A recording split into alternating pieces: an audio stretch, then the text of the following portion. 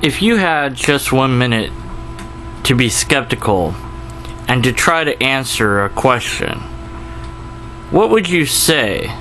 What would your answer be? What sort of information would you produce? This is the 40th episode of One Minute Skeptic, and I'm Deconverted Man. The question somebody asked at some point was, why be skeptical at all? Which I think is somewhat of a fairly straight answer, but it can lead to some very deep philosophical conversation, which you'll see in the next video called Deconverted Man and Potter, I Screwed Everything Up. Anyways, the answer is, the opposite of skepticism is to be naive or gullible.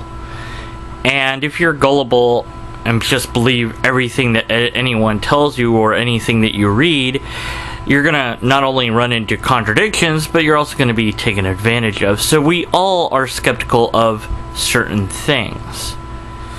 So, of course, being skeptical is a good thing because it protects you from those that would otherwise take advantage of you. Being skeptical means that you get to ask questions, but it also means you have to learn to live with uncertainty.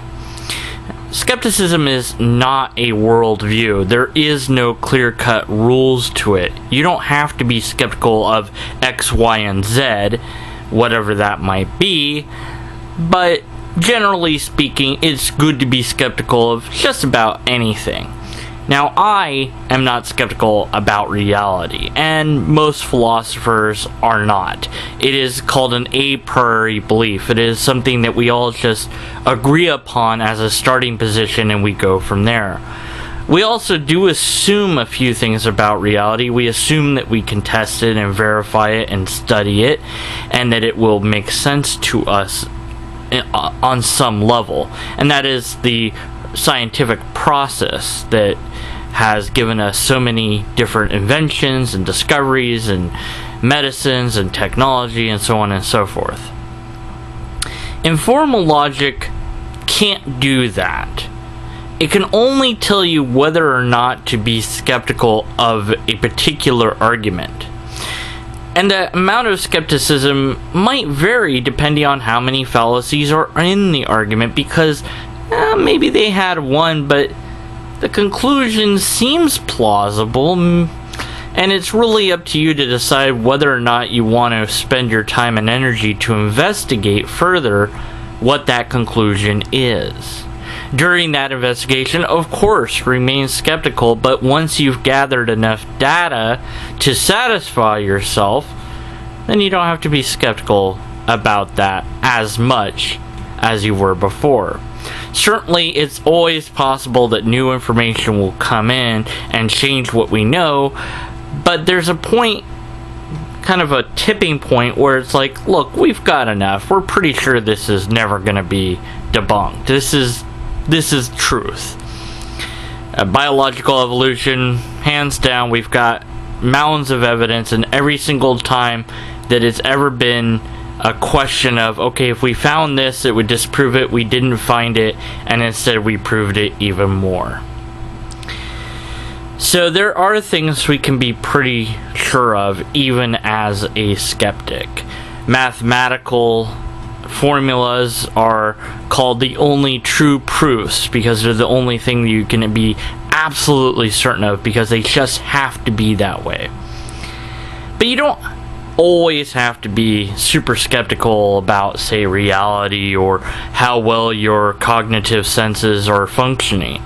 Although, if things are going odd, it might be because your cognitive senses are malfunctioning, and perhaps it would be advisable to tell somebody or get some help. If you see something that nobody else sees, that might be a case where you're hallucinating, and it might be due to any number of reasons. So it's worthwhile to say, look, I see that thing, no one else sees it, okay, I need help. Maybe I took a drug without my knowing, maybe I'm getting food poison, maybe anything. Who knows? Take me to the hospital. being skeptical is one of the things that we all can do. And a different person asked me, can a theist be skeptical? Of course.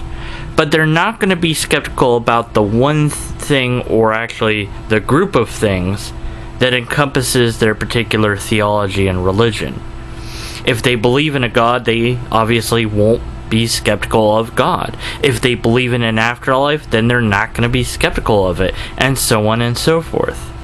The problem I find with religion is, rather than encouraging questions and doubt, it discourages questions and doubt.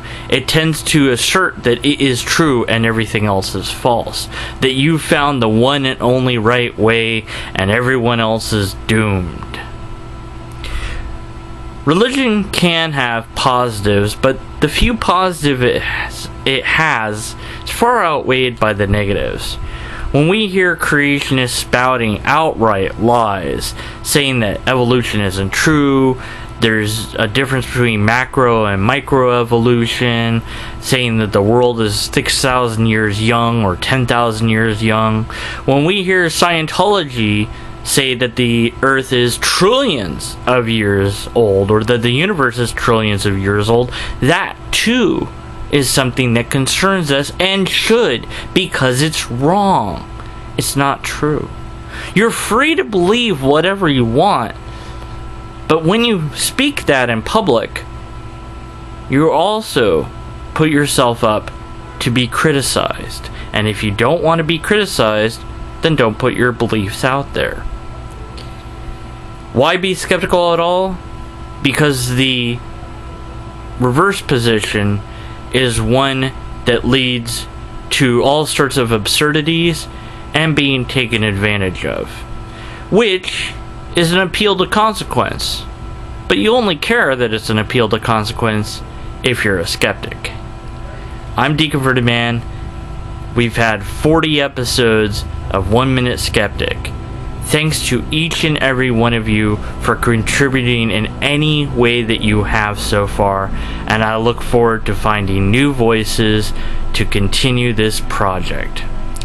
Unless and until we have a logically coherent argument, we must continue to be skeptical of the conclusions.